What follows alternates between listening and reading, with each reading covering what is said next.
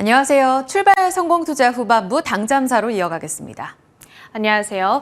자, 이번 주는 미국의 대선이 치러지는 정말 많이 기다렸던 고대했던 빅 이벤트가 예정되어 있는 주간. 어느 때보다도 기민한 대응이 필요한데요. 오늘은 어떤 전략이 필요할지 일단 뉴욕장 복귀부터 시작해 보도록 하겠습니다. 지난주 금요일 뉴욕 증시는 급락을 딛고 단 하루 만에 반전 스토리를 써냈습니다. 그 반전을 이끌었던 주인공은 바로 아마존이 되겠는데요. 아마존이 AI 특수에 힘입어서 호실적을 발표했습니다. 클라우드 부문의 매출이 특히나 잘 나왔고 앞으로의 이익 전망도 견고하게 제시를 해줬죠. 그 덕분에 주가가 6.2%나 날아올랐습니다. 시가총액 2조 달러를 재돌파하는 움직임이 나타났고요. 이에 힘입어서 여러 기술주들도 함께 랠리를 나타내며 나스닥 지수가 0.8% 상승하는 움직임. 하지만 사실 장 초반에 주목을 받았던 논팜 이 고용 보고서 결과는 참 부진하게 발표가 됐습니다. 신규 일자리가 예상됐던 11만 명을 한참 밑도는 12,000건으로 발표가 된 것인데요. 자, 그런데 이것은 허리케인 그리고 보잉 파업으로 인한 일시적인 영향이다. 직접적인 타격이 있었다는 해석이 등장하게 되면서 시장은 이를 약간은 무시하고 잘 올라가는 움직임이었습니다. 그러니까 악재성 재료보다는 개별 종목별 호재에 집중하는 장세가 연출됐던 거고요. 그리고 장 초반에 발표됐던 또 하나의 경제 지표 ISM 제조업 지수가 46.5로 예상을 밑도는 움직임. 이렇게 지표가 부진하게 나오면 보통은 금리가 내려가기 마련인데 그럼에도 불구하고 이날은 10년물 금리가 4.4%에 근접하면서 오르는 양상을 띠게 됐죠. 대선 이후에 재정 적자 확대에 대한 가능성이 여전히 점쳐지고 있음을 알 수 있는 대목입니다. 그 밖의 특징주들입니다. 아마존이 호실적을 발표하자 엔비디아가 2% 가까운 상승으로 덩달아 올랐고요. 주말 사이 들려왔던 하나의 빅 뉴스죠. 엔비디아가 이제 인텔을 밀어내고 다우지수에 신규 편입된다라는 소식입니다. 오는 8일 거래일부터 시작이 될 예정인데요. 인텔 역시도 이날 호실적에 힘입어서 7.8%의 급등 마감을 했습니다. 다음은 애플입니다. 역시나 실적 발표를 했던 종목. 방향성은 엇갈렸는데요. JP모건에서는 사실 그렇게 나쁘지 않은 결과였다. 좋은 평가를 내주고 있습니다. 아이폰 16에 대한 수요가 우려를 했던 것에 비해서는 괜찮았다. 그러면서 매수콜과 함께 목표가 263달러 선을 제시하고 있고요. 그럼에도 불구하고 투자자들을 아주 달래기에는 약간의 실패를 했죠. 1.3% 주가는 내림세를 그렸습니다. 슈퍼마이크로 컴퓨터의 경우에는 회계 조작 논란, 그 여파가 지속되면서 이날도 10.5%, 공매도 세력이 20억 달러의 수익을 거둬들였다는 뉴스가 들려오고 있기도 한데요. 이번 주에 실적 발표 이후에 또 한 차례 쇼크가 나오게 될지 주목을 해보셔야겠습니다. 자, 이제 미국은 동부 시간 기준으로 저녁 6시 34분을 지나가고 있습니다. 대선 당일까지 하루하고도 단 5시간 반 정도만을 남겨두고 있는 상황이죠. 예상 타임라인을 짜기가 참 어렵습니다. 이번 대선은 그 어느 때보다도 양 후보가 초박빙의 승부를 벌이고 있기 때문인데요. 일단 11월 5일인 화요일 투표가 시작이 됩니다. 한국 시간으로는 화요일 오후 2시부터 투표가 시작되는 것이고요. 그리고 11월 6일 수요일이죠. 이때는 우리 시간으로 오전 9시부터 개표가 시작됩니다. 경합주별 진행 상황을 특히나 주시를 해보셔야겠고요. 사실 옛날 대선 때 같았으면 이날 저녁 때쯤이면 대충 누가 우승을 하게 되는지 윤곽이 드러나기 마련인데 이번 대선은 조금 다릅니다. 워낙에 접전 양상을 펼치고 있는 만큼 며칠 정도 이 승자가 확정되기까지 시간이 걸릴 것으로 현재 예상되고 있는 상황입니다. 지금 해리스 후보가 막판에 뒷심을 발휘하고 있는 모습이 나타나고 있죠. 사실 한 일주일에서 2주 전까지만 하더라도 트럼프가 우세하는 분위기가 형성이 됐었는데 지금은 7개 경합주 가운데 4곳에서 해리스가 여론조사 결과 역전을 하고 있는 움직임이고요. 특히나 트럼프의 텃밭이라고 불리는 아이오와주, 지난 두 차례의 대선에서 트럼프 후보가 우승을 거둬들였던 해당 지역에서 해리스의 당선 확률, 여론조사가 47%로 집계되면서 트럼프를 3%포인트 앞서가는 움직임 주목을 해보셔야겠습니다. 그러다 보니까 베팅 사이트 폴리마켓에서도 트럼프 후보의 당선 확률이 일주일 전 67%에서 현재는 54%까지 급락했던 반면에 해리스 후보의 당선 확률은 47%까지 급등하는 움직임 나타나고 있죠. 그야말로 누가 이길지 막판까지 정말 내다보기 어려운 움직임입니다. 그러다 보니까 지금 트럼프 트레이드가 자산 시장에서는 흔들리고 있는 양상인데요. 비트코인의 경우에는 닷새 만에 $5,000 이상 하락하는 움직임, 여타 암호화폐 관련주들도 하락세를 보이고 있습니다. 그리고 트럼프가 운영하는 소셜 미디어 기업 트럼프 미디어 앤 테크놀로지 역시도 지난 3거래일 동안 40%의 폭락세를 나타내고 있죠. 그러다 보니까 지금 우리 증시에서도 해리스 수혜주들, 특히 단기 눌림 구간에 내려와 있는 종목들 매매를 해봐야 되지 않느냐라는 이야기들도 나오고 있는 상황이죠. 관련한 테마 4가지 그리고 종목들 아래에 정리를 봤으니까요. 참고를 해주시면 되겠습니다. 자, 마지막으로 한 주간의 증시 일정을 정리해 보겠습니다. 말씀드렸다시피 5일에는 미국의 대선, 그리고 또 하나의 빅 이벤트는 7일로 예정되어 있는 미국의 FOMC 결과 발표. 이 자리에서 25bp 기준금리 스몰컷이 기정사실화되고 있다는 것 참고를 해주시면 되겠고요. 그리고 실적 발표 일정도 체크해 보도록 하겠습니다. 시장의 분위기를 좌지우지할 만한 커다란 실적 일정은 없는데요. 보시면 월요일에는 팔란티어, 화요일에는 슈퍼마이크로 컴퓨터와 쿠팡, 수요일에는 퀄컴과 암 반도체까지도 체크를 해보시면 좋겠습니다. 자, 이렇게 실적 발표 일정까지 챙겨봤고요. 이번에는 서울 전략 챙겨보시죠. 이번 주 슈퍼위크 코스피는 어떻게 소화해낼까요? 지난 금요일장까지의 미국장을 본다면 금요일엔 하락 진정되면서 비교적 선방했습니다. 앞서 자세히 이야기를 봤는데 지표, 그러니까 고용이 많이 흔들렸음에도 불구하고 기술주들이 좀 살아난 영향도 받았는데요. 우리 시장은 지난 금요일에 엔비디아랑 마이크로소프트가 그 목요일 밤에 크게 흔들린 여파에 따라서 조정을 받았고요. 이번 주 슈퍼위크에 대한 경계 심리도 뚜렷하게 작용됐습니다. 그래서 미국의 대선, 미국 고용지표, 게다가 기술주의 해석을 정규장에서 어떻게 할 것인가, 이 3가지 요인이 맞물렸습니다. 내부적으로는 금투세라든지 삼성전자에 대한 실적 해석이라든지 악재들이 여전히 자리한 구간입니다. 코스피는 이틀째, 사흘째 빠지면서 0.54% 추가 하락이 나왔고 코스닥은 1.9% 하루 만에 반락했습니다. 특히 거래소에서 외국인들이 7거래일째 우리 시장을 팔고 있습니다. 10월 말일까지 팔았고 11월 첫날에도 여전히 매도에 가담하는 모습은 다소 좀 아쉬웠던 하루고요. 섹터 전체적으로 본다면 바이오와 반도체가 크게 빠졌습니다. 이 두 섹터가 각각 지수를 끌어내렸다고 해도 과언이 아닌데요. 그 전날 일부 반등을 보였던 반도체 몇몇 종목들도 좀 조정을 받는 움직임 속 SK하이닉스, 특히 이수페타시스는 유상증자 설이 지금 돌면서 심리가 많이 안 좋습니다. 7거래일째 빠지고 있는데 이수페타시스 3% 추가 하락 나왔습니다. 알테오젠, 리가켄바이오, 유한양행 같은 바이오 대표 종목들도 고점에서 흔들린 움직임 확인되고 있습니다. 고금리에 대한 우려감 단기적으로 작용하고 있다라는 해석인데요. 이렇게 대표 종목들이 흔들리는 가운데 방어 종목들 괜찮았고요. 실적 시즌입니다. 실적에 따라 종목별 차별화 양상이 전개가 되면서 종목별로의 움직임이 두드러졌습니다. 금융주들은 밸류업 ETF 잠시 후 살펴볼 건데요. 신한지주, 우리금융지주, 이 밸류업 100개 종목, 그 지수 안에 들은 종목들 위주로 선방하는 모습도 확인이 됐고요.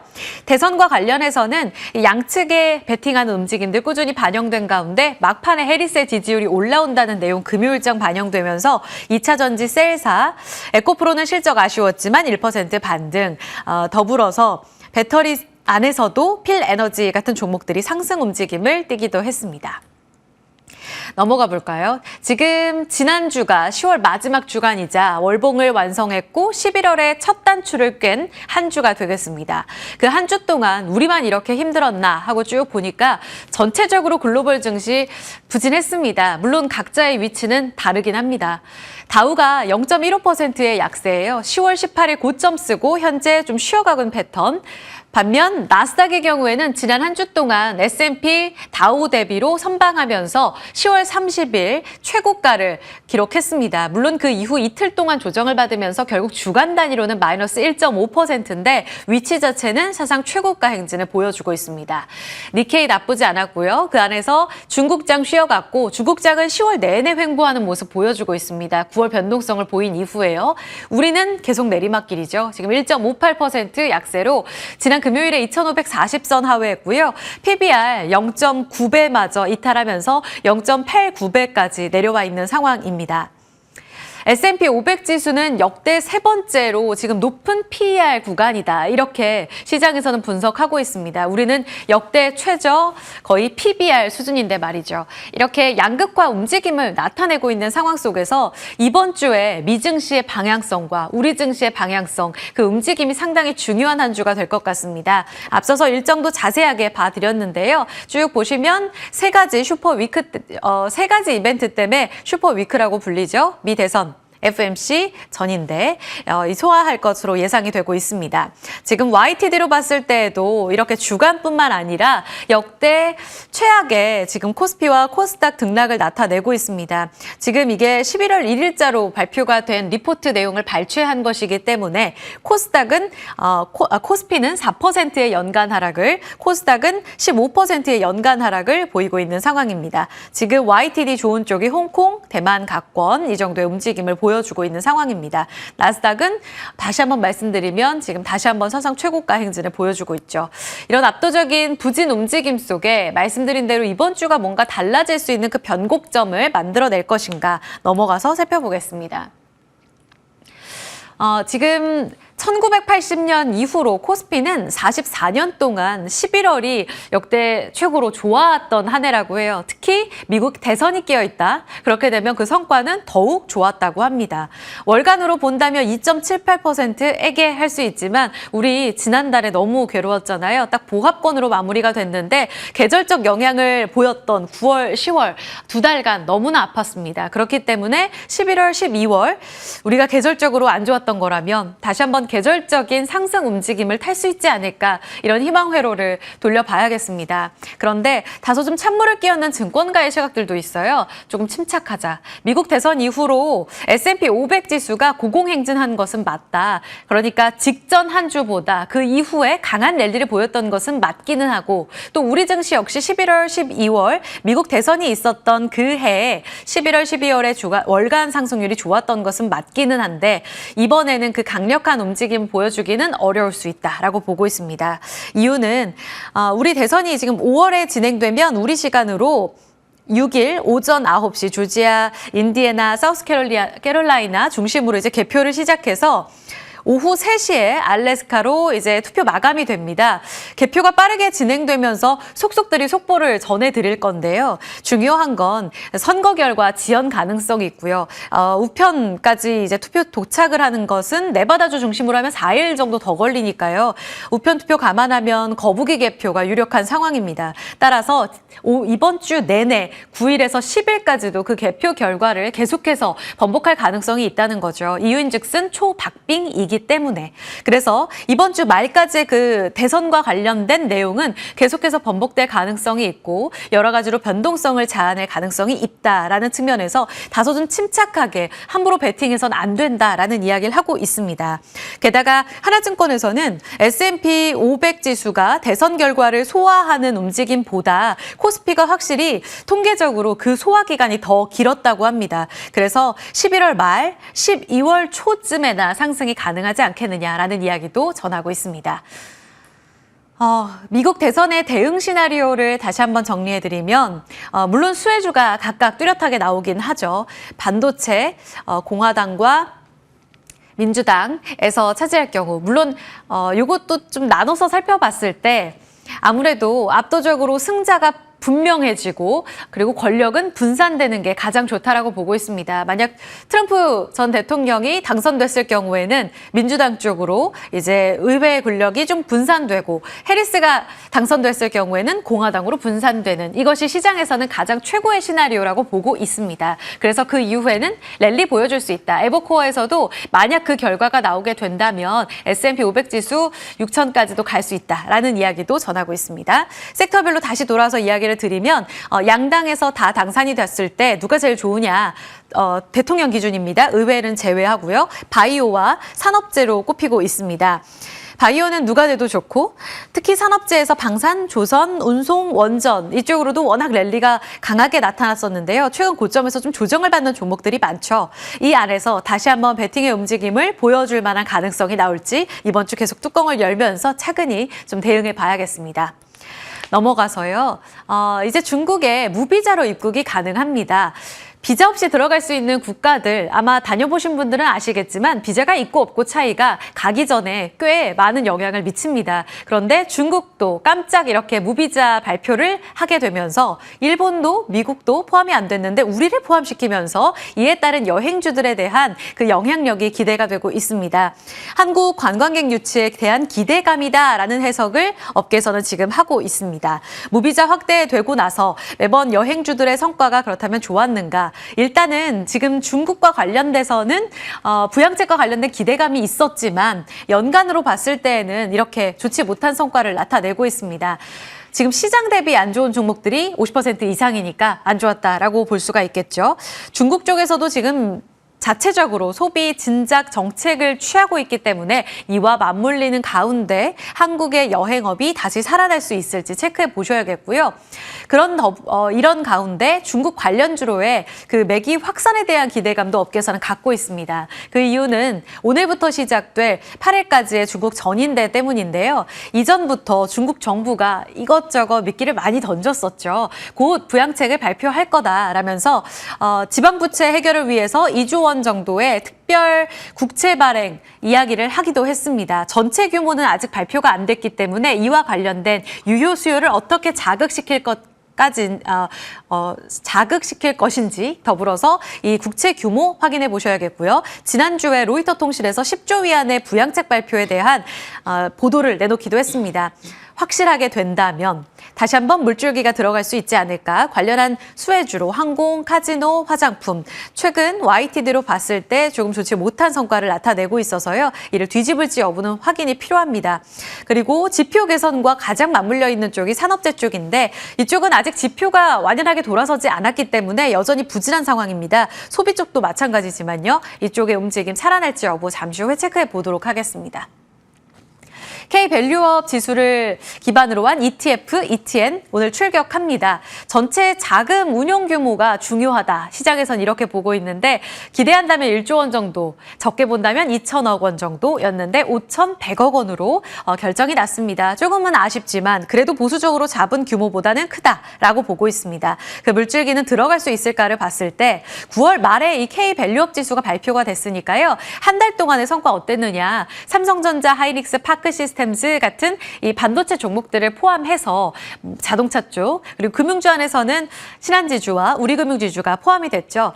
몇몇 종목들이 담기지 않아서 굉장히 부족하다. 리밸런싱 다시 종목들 바꿔야 된다라는 이야기까지 있었지만 한 달간 놓고 봤을 때는 그 성과는 나쁘지 않은 것으로 확인되고 있습니다. 코스피 보합. 코스닥은 3.4%의 10월 부진한 성과를 보였기 때문에 이 대비로 봤을 때 이 100개의 종목들의 전체 성과는 1.3%로 나타났습니다. 물론 100개 중에 70개는 아웃퍼폼했고요. 30개의 종목이 양호한 성과를 보이면서 전체적으로 견인하는 모습을 보여줬습니다. 그래도 전체 성과는 나쁘지 않았다라고 봤을 때 이를 기반으로 한 ETF와 ETN 쪽으로 자금이 어느 정도 쏠릴 것인가 중요할 텐데요. 한국투자증권에서는 당장 지난 금요일부터 오늘 월요일까지 단기적인 수급이 크게 들어오기는 어렵다라고 보고 있습니다. 아무래도 기존 펀드에서 잡혀있는 대여로 진행이 될 것이기 때문에 단기 현금이 들어가기에는 좀 아쉬울 것이다. 그래서 기대는 좀 낮추고 오히려 대형주보다는 시총 비중이 작은 종목들 그리고 최근 밸류업 성과 기대감으로 마구 올라왔던 종목들 말고 좀 작은 종목들로는 양호한 성과 기대해 볼 수 있다라는 이야기도 전하고 있습니다. 자, 그렇다면 이 영향력은 어느 정도 볼 수 있을지 Q&A 통해서 살펴보겠습니다. 자, 먼저 지금 개장 전의 분위기부터 잠시 체크해 볼까요? 지난 금요일까지의 성과는 아쉬웠습니다. 금요일도 하락 마감이었던 것인데요. 코스피는 반등 출발 예상합니다. 2,546선, 코스닥은 726선 하락 출발, 엇갈리면서 출발 예상되고요. 반도체 쪽 나쁘지 않을 것으로 예상됩니다. 하이닉스 반격 도모 1.5%의 반등, 삼성전자는 아직 6만 원 선 아래에 있지만 강보합 출발 예상합니다. 코스닥도 보겠습니다. 알테오젠 약보합권, 에코프로, 리가켄바이오 모두 약세 출발 예상되고 있습니다. 차영주 IS의 경제연구소장과 Q&A 진행해 보겠습니다. 자, 먼저 첫 번째로 미 대선 주간입니다. 아무래도 여러 가지 산업들이 다 맞물려 있는 이 대선을 어떻게 소화할 것인가가 가장 중요할 텐데요. 지금 초박빙입니다. 어떤 전략 필요해요? 일단은 조금 지켜보는 게 초반에는 정답이 아니겠나 싶습니다. 박빙이기 때문에 일단 중요한 것은 누가 이기느냐에 따른 수혜주보다는 피해주를 피해가야 된다라는 역설을 좀 말씀드리도록 하겠습니다.